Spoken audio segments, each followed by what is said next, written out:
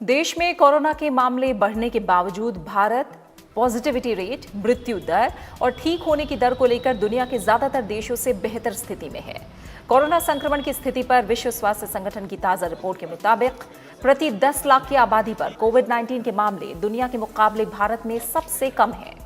भारत में प्रति 10 लाख आबादी पर कोविड-19 के 505 कोरोना मरीज हैं, जबकि वैश्विक औसत 1453 से ज्यादा का है।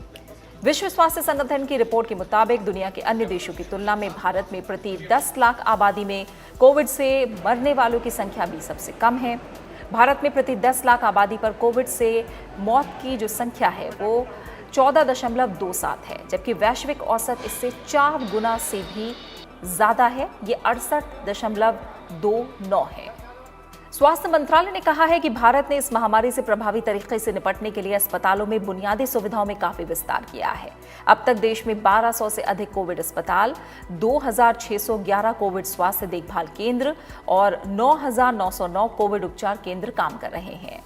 समय पर रोग का पता लगाने और कोविड-19 के प्रभावी क्लिनिकल प्रबंधन से स्वस्थ होने वालों की दर भी लगातार बढ़ रही है।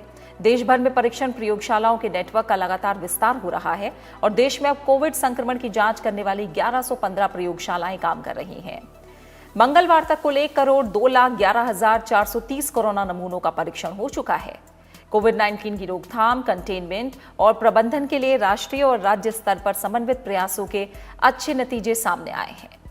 इस बीच देश में कोरोना संक्रमितों का आंकड़ा 7 लाख के पार पहुंच गया है। देश में कोरोना के कुल 6 लाख मामले होने के बाद सिर्फ 5 दिन के अंदर 1 लाख से अधिक मामले सामने आए हैं। हालांकि 7 लाख मामले पहुंचने में कुल 159 दिन लगे हैं, लेकिन राहत की बात है कि इस दौरान मरने वालों की दर और ग्रोथ रेट में लगातार कमी देखने को मिली और रिकवरी रेट 61% से अधिक हो गया है। अब तक करीब 4,40,000 मरीज स्वस्थ हो चुके हैं और कोरोना रोगियों के ठीक होने और सक्रिय मामलों के बीच का अंतर भी 1,80,000 से ज्यादा हो गया है। कोरोना वायरस के मामलों की जांच में तेजी के साथ इससे संक्रमित होने वालों की तादाद भी दिन ब दिन तेजी से बढ़ रही है।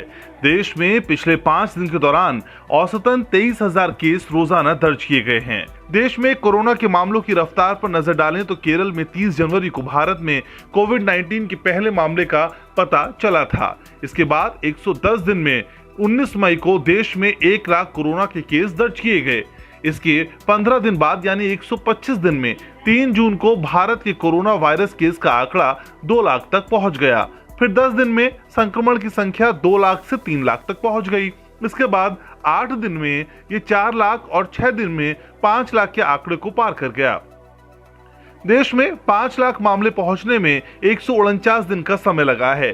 5 से 6 लाख और 6 से 7 लाख कोरोना के केस पहुंचने में 5 दिन का समय लगा है। इस तरह कुल 159 दिन में कोरोना वायरस के मामले 7 लाख के पास पहुंचे हैं।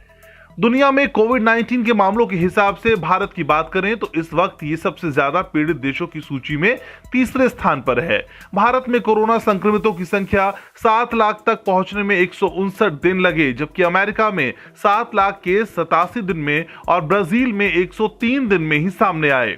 देश में भले ही कोरोना के मामले लगातार बढ़ रहे हों, लेकिन ग्रोथ रेट में लगातार कमी देखने को मिली है।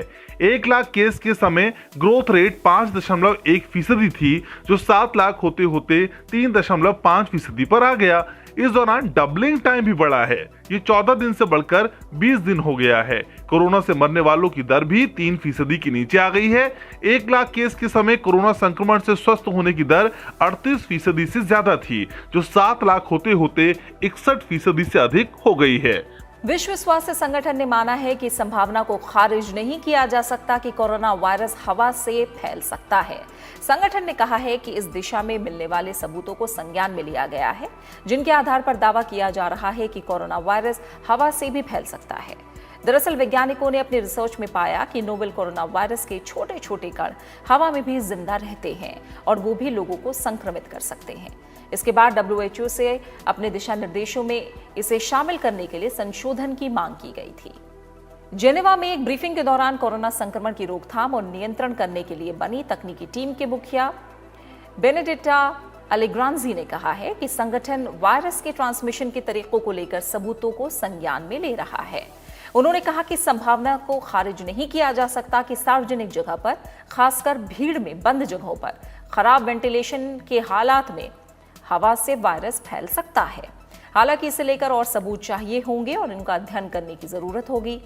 विश्व स्वास्थ्य संगठन के द्वारा इस बात को स्वीकारने के साथ ही इस बात का विशेष ध्यान रखने की जरूरत है कि जब भी आप बाहर निकलें या फिर खुली हवा में भी बैठें तो मास्क जरूर पहनकर रखें। कोविड-19 महामारी की रोकथाम के लिए देश में विकसित टीका कोवैक्सीन भी वैश्विक दौड़ में शामिल है। भारतीय आयुर्विज्ञान चिकित्सा परिषद (ICMR) ने देश के 12 चिकित्सा संस्थानों को पत्र लिखकर इच्छुक स्वयंसेवकों से मनुष्य पर टीके का परीक्षण का पहला चरण शुरू करने का आग्रह किया है। इनमें से कई संस्थानों ने मंगलवार से नामांकन प्रक्रिया शुरू कर दी है। वहीं देश की पहली स्वदेशी कोविड-19 जांच किट बनाने की अनुमति प्राप्त करने वाली पुणे की माइलैब डिस्कवरी सॉल्यूशंस ने लैब में की जाने वाली आणविक निदान जांचों को पूरा करने वाली मशीन पेश की है। दिल्ली में कल कोरोना वायरस के 2008 नए मामले सामने आए हैं। इसी के साथ कुल संक्रमितों की संख्या 1,02,831 हो गई है। राजधानी में कल 2,129 मरीजों को डिस्चार्ज किया गया।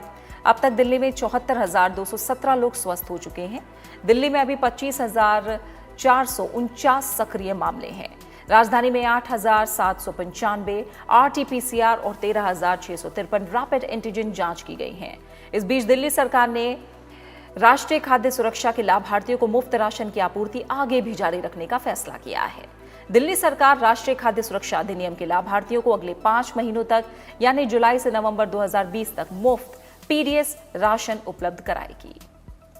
वहीं बाकी राज्यों से जुड़े अपडेट की बात करें तो महाराष्ट्र में कल कोरोना वायरस से संक्रमण के 5,134 नए मामले सामने आए, जिन्हें मिलाकर प्रदेश में कुल संक्रमितों की संख्या 2 लाख को पार कर गई है।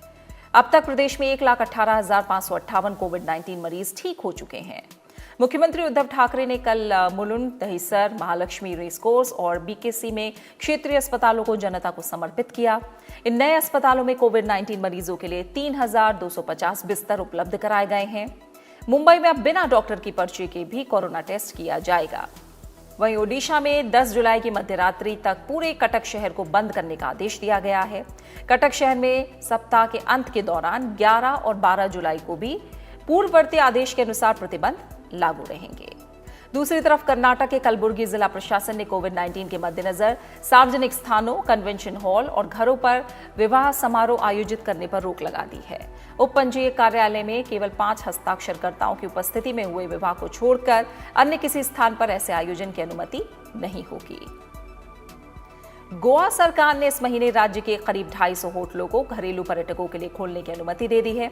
पर्यटकों को कोविड-19 नेगेटिव का प्रमाण पत्र देना होगा या राज्य की सीमा पर कोविड-19 का टेस्ट कराना अनिवार्य होगा। असम में स्वास्थ्य विभाग ने गुवाहाटी के पांडु इलाके में कोविड से संबंधित जांच का काम शुरू कर दिया है।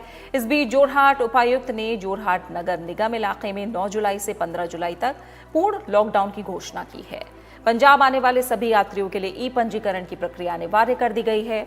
यात्रियों को राज्य में प्रवेश करने से पहले गोवा ऐप या राज्य सरकार की आधिकारिक वेबसाइट के माध्यम से ऑनलाइन पंजीकरण कराना होगा।